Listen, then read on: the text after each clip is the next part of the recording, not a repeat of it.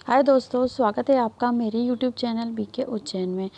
और आप लोग कैसे हैं? आई थिंक आप अच्छे होंगे और 10 और 11 मॉड्यूल की आपकी तैयारी हो गई होगी, आपने समाप्त भी कर लिया होगा।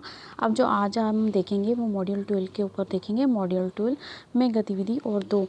आशा करती हूँ कि आपने ये गतिविधि सॉल्व कर ली होगी, लेकिन आपके प्रश्न क्यों गलत हुए और इसका एनालिसिस कर सकते हैं कि आपके प्रश्न में क्या दिक्कत थी और आपके समझने में कितनी आपने समझ दिखाई।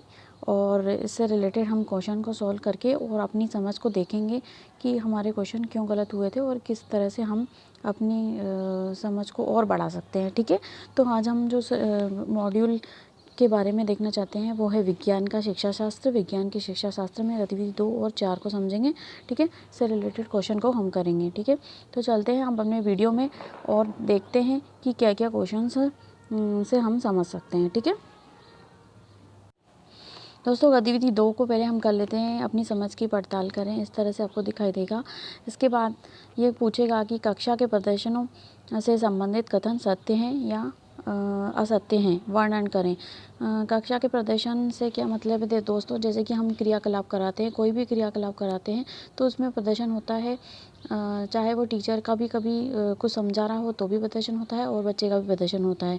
तो इसके बारे में हमको बताना है कि वो सत्य है या असत्य है। ठीक है दोस्तों, आपने मॉड्यूल में बहुत सारे क्रियाकलाप देखे ही होंगे और क्रियाकलाप ने आप में भाग भी देखकर उसको समझा भी होगा। जो क्रियाकलाप उनमें मॉड्यूल में दिखाए गए थे, जैसे कि पानी में उसको तैरने का और तैरने के लिए कई सारे सामान इकट्ठे किए गए थे कि तैर गया, डूब गया, ये सब आपने एक्टिविटीज़ की ही होंगी। ठीक है, उससे रिलेटेड हम प्रदर्शन से संबंधित कथन जो होंगे वो सत्य है कि असत्य हैं उसके बारे में देखेंगे। जैसे कि हम एक और एग्जांपल ले लेते हैं। जैसे कि हमें शरीर, जैसे हम जो डॉक्टरी थर्मामीटर, जो डॉक्टर थर्मामीटर यूज़ करता है, तो थर्मामीटर को पढ़ने की सही विधि हम बच्चों से करवाना चाहते हैं। तो हम क्या करेंगे, कुछ 5-5 के मतलब 5-5 के समूह बना लेंगे और उनसे इस तरह की चीज़ें करने के लिए कहेंगे कि हम क्या जानना चाहते हैं कि शरीर का जो तापमान है वो थर्मामीटर से मापना चाहते हैं और आंकड़ों को सारणियों में उनसे रिकॉर्ड करवाना चाहते हैं। तो हमने एक सारणी भी उनको बता दी कि इस तरह से आपको सारणी करनी है। 5 लोगों के नाम लिखकर और उनका ताप आपको लिखना है। इस तरह से ये क्या कर लिया कि हमने उनको एक्टिविटी बता दी कि इस तरह से आपको करनी है। तो एक्टिविटी से क्या फ़ायदा होता है दोस्तों? एक्टिविटी से आपको फ़ायदा ये होता है कि आपने देखिए इसमें क्या होगा, विज्ञान के में आवश्यक मतलब विज्ञान में जो हम ये क्रियाकलाप कर रहे हैं, ये क्या करते हैं, अधिगम में वृद्धि करते हैं और शिक्षार्थियों में जो संकल्पना है, वो कंसेप्ट है, वो अच्छी तरह से अवधारणा है जो अच्छी तरह से समझने में सहायता करते हैं और उन्हें प्रेरित करते हैं और उनके प्रेषण तथा प्रयोग जो कौशल है उनको भी विकसित करता है। मतलब ये ऑब्जर्वेशन को और उनके जो प्रयोग करने की जो कौशल है उनको विकसित करता है। ठीक है, तो जो प्रक्रिया एवं क्रियाकलाप हैं जो हम प्रदर्शन करने हैं, जो उनके परिणाम आएंगे उन पर हम सामान्य विचार विमर्श कर सकते हैं। विद्यार्थियों के संप्रेषण कौशल में भी इसमें वृद्धि होती है और उनकी व्याख्या जो होती है वो भी उनमें भी वृद्धि होती है। और जो शिक्षार्थी होते हैं अपने जो भी निष्कर्ष होते हैं उनको व्यक्त करने देना चाहिए दोस्तों, और उनमें अच्छे संप्रेषण कौशल को विकसित करने में ये सहायक भी होते हैं। ठीक है, तो ये क्रियाकलाप ज़रूरी है दोस्तों, प्रदर्शन ज़रूरी है और ताकि बच्चा जो हो हर प्रकार से अपने प्रयोग में अच्छा कर पाए। ठीक है दोस्तों, जहाँ तक संभव हो जो क्रियाकलाप होता है वो समूह में ही करना चाहिए। किस तरह से करना चाहिए? वो जो क्रियाकलाप होता है उसको समूह में करना चाहिए। क्रियाकलाप को समूह में निष्पादित करना चाहिए, क्योंकि ये शिक्षार्थी में सहयोगात्मक अधिगम के लिए एक अवसर प्रदान करता है। और समूह का आकार जो होता है वो क्रियाकलाप के प्रकार पे निर्भर करेगा, विद्यार्थियों की संख्या पे निर्भर करेगा और उपकरण जो भी हमारे होंगे और स्थान की उपलब्धता पर निर्भर करता है।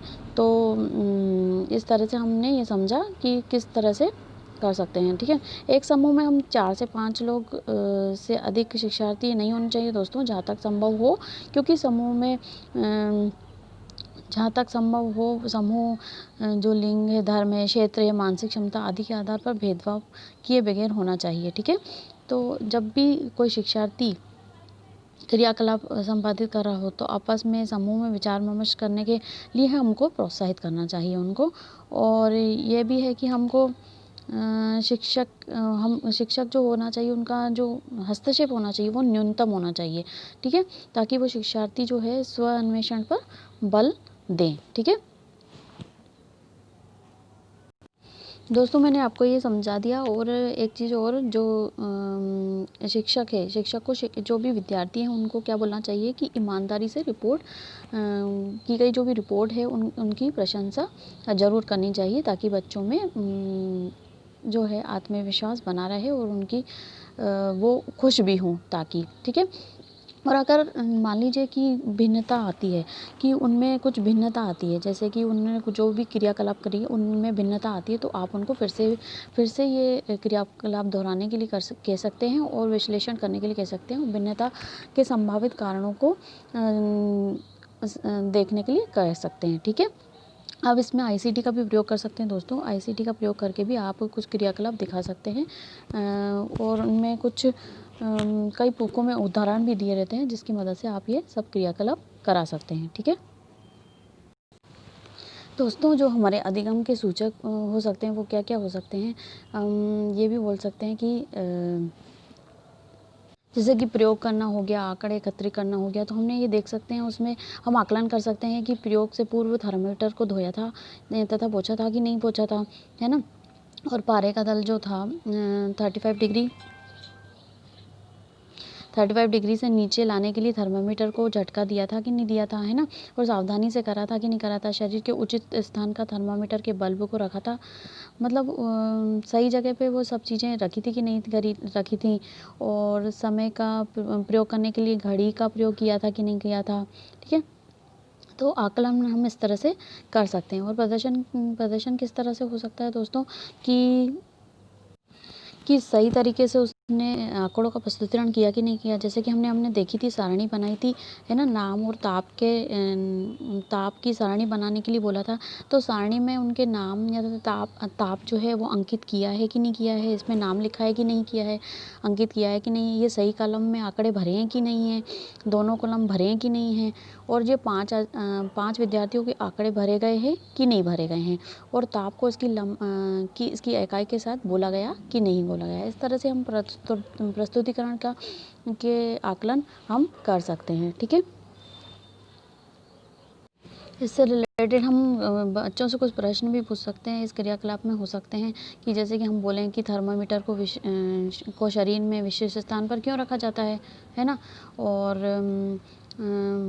और ये थर्मामीटर में पारे का प्रयोग क्यों होता है ना। इस तरह से हम उससे प्रश्न भी पूछ सकते हैं, और उनकी जो भी उनका ज्ञान प्राप्ति हुई है उसमें जो उनने उत्सुकता दर्शाई है, ये नया नहीं दर्शाई है, इसको भी देखा जा सकता है। तो इसमें कई प्रकार की क्रियाकलाप में प्रश्न संबंधित हो सकते हैं।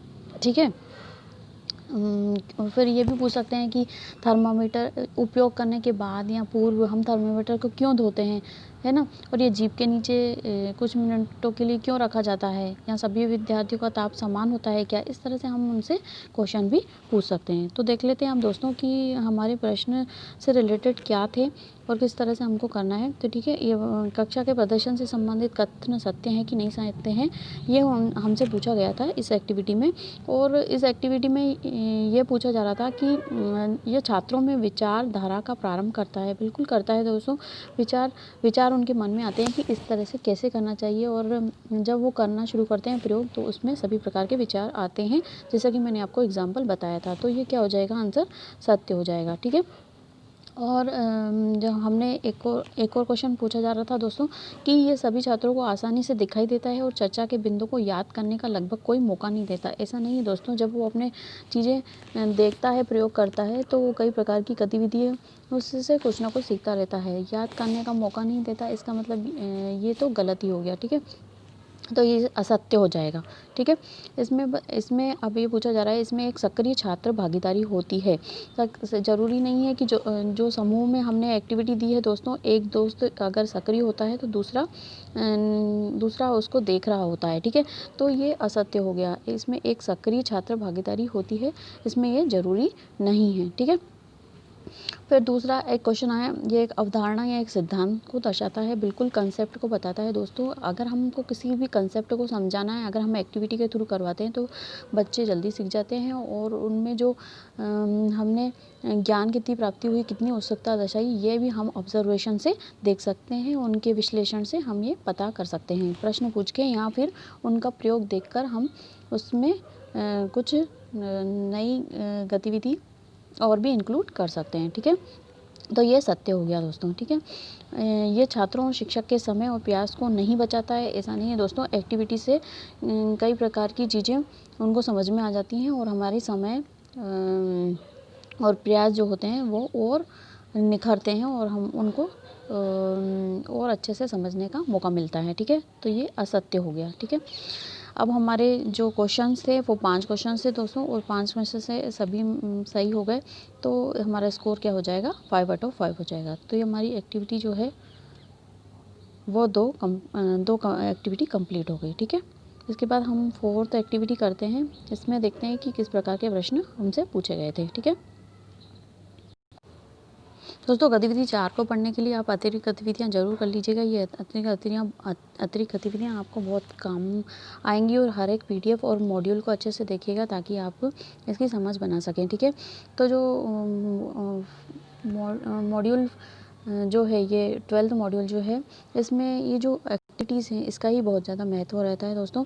और इन एक्टिविटीज़ के ज़रिए ही क्या है कि हम बच्चों को अच्छे से अच्छा समझा सकते हैं। जैसे कि बहुत सारी एक्टिविटीज़ दी गई थी ध्वनि और इससे रिलेटेड, वो आप इनको वीडियो को और इनको भी पढ़ लीजिएगा। ठीक है, इन एक्टिविटी के प्रयोग से दोस्तों देखिए कितनी सारी चीज़ें सीखता है वो। चित्र बनाना सीखता है, रिकॉर्डिंग डाटा सीखता है, ईमानदारी सीखता है, सहयोग प्रदर्शित करता है, आसपास का सफाई रखने का प्रयास करता है। तो सभी प्रकार की एक्टिविटीज़ को वो सीखता है। ठीक है, तो और जो हमारी जो एक्टिविटीज़ है, 4th वाली एक्टिविटी है, उसमें जो हमसे पूछा गया है इसी से रिलेटेड, इसमें हम देख सकते हैं कि इसमें रिलेटेड जो चीज़ें हैं, इसी से रिलेटेड चीज़ों को पूछा गया है 4th वाली एक्टिविटीज़ में। ठीक है, तो ये पूरी जो आप अतिरिक्त गतिविधियाँ हैं ये पढ़ लीजिएगा। ये धातु के बारे में दी गई हैं और धातु को बहुत अच्छे से समझाया भी गया है। ठीक है, तो जो हमारी एक्टिविटी है उसमें ये जैसे कि आपसे पूछा जा रहा है कि शिक्षिका, क्या आप किसी धातु को पीट कर बहुत पतली शीट बनाने के बारे में सोच सकते हैं? तो वो क्या बोलती है कि वह उन्हें चांदी के वर्क से ढकी मिठाई दिखाती है। वह विद्यार्थी को वीडियो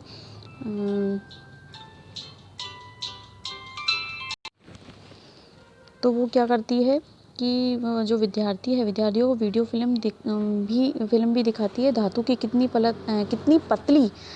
पतली परत बनाई जा सकती है, यह धातुओं को एक विशिष्ट गुण है दोस्तों। अगर उन्हें जोर से और एक समान रूप से पीटा जाए, मतलब हम जोर से पीटते, अगर हम चांदी, जैसे कि हमने देखा होगा कि कितनी सारी पायलें बनाई देती हैं, घुंघरू बनाए जाते हैं, तो एक आकार होता है उनका और किस तरह से उनको बनाया जाता होगा, एक समान, मतलब उन्हें जोर से और एक समान रूप से पीटा जाता है। एक समान रूप से पीटा जाता है तो क्या होता है कि उनके जो टुकड़े होते हैं वो छोटे टुकड़े ना होते हुए वो क्या बन जाती है, तोड़े बिना पतली शीट में बदला जा सकता है, पतली शीट में बना जा सकता है और तरह तरह की आकार की आकृतियाँ बनाई जा सकती हैं। तो धातु के इस गुण को क्या कहते हैं दोस्तों, धातु के इस गुण को आघात वर्धनीय कहा जाता है। तो यही एक्टिविटी में आपसे बार बार पूछा जा रहा है कि आघात वर्धनीय कौन सा है और जो आघात वर्धनीय कौन सा नहीं है।